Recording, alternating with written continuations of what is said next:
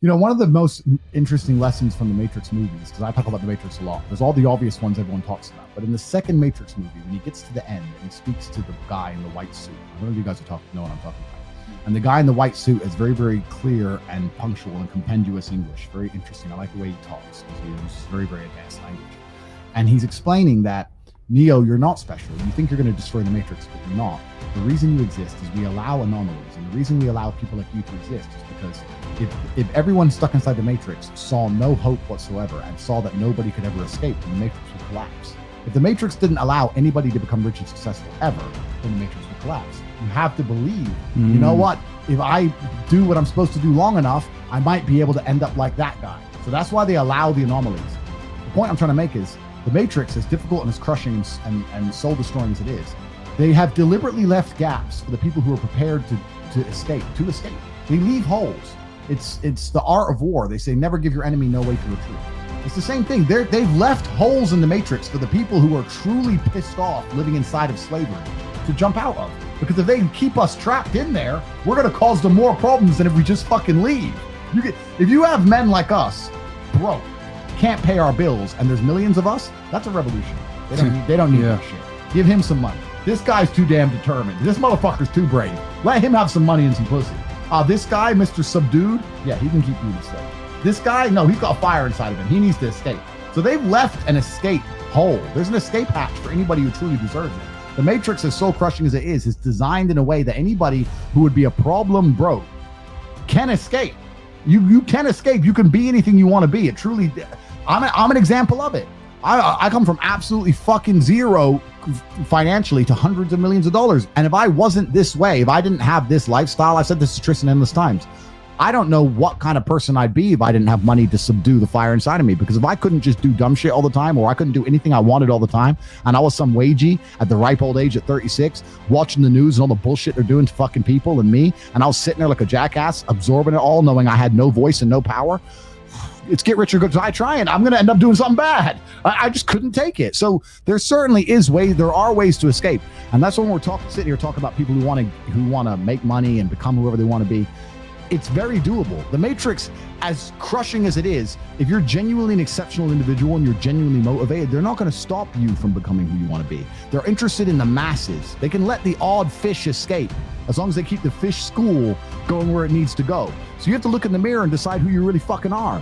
When's the last time you've looked in the mirror, looked yourself in the eyes and say, am I really who I think I am? Am I really who I say I am? Or am I full of shit?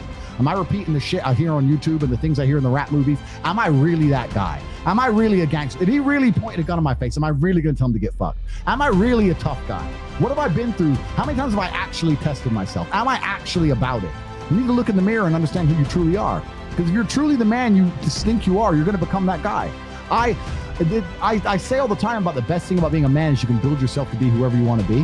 When I didn't have shit, I knew I wanted to be a big, dangerous kickboxing guy with the fastest fucking car, a bunch of sexy bitches, a big ass compound with armed guards.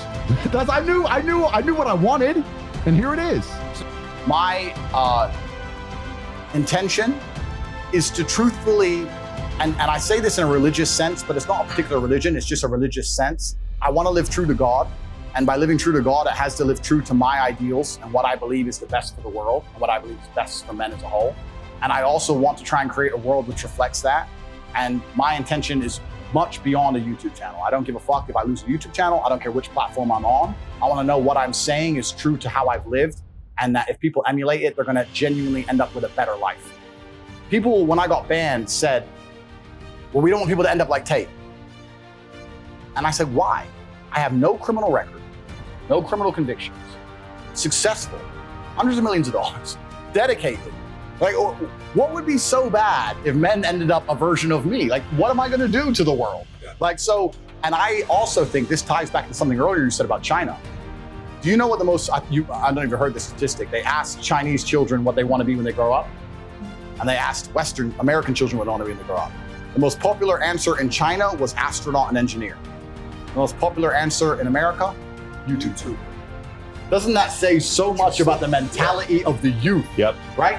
So I'm probably more on the engineer or perhaps philosopher at least, or at least brave. Like, I'm trying to teach tenets that if people replicate are going to be good for them as a whole.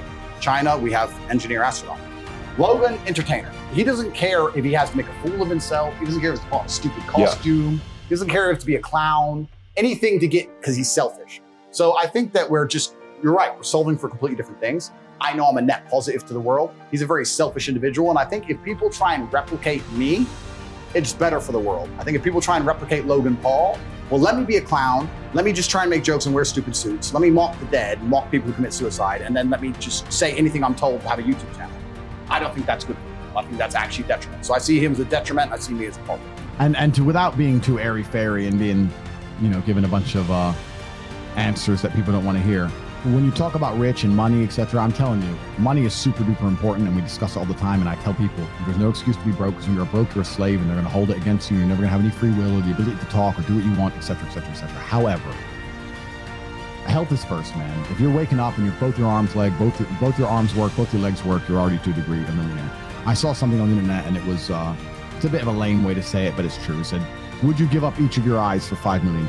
Would you go blind for 10 M? Everyone says no. So there you got 10 M.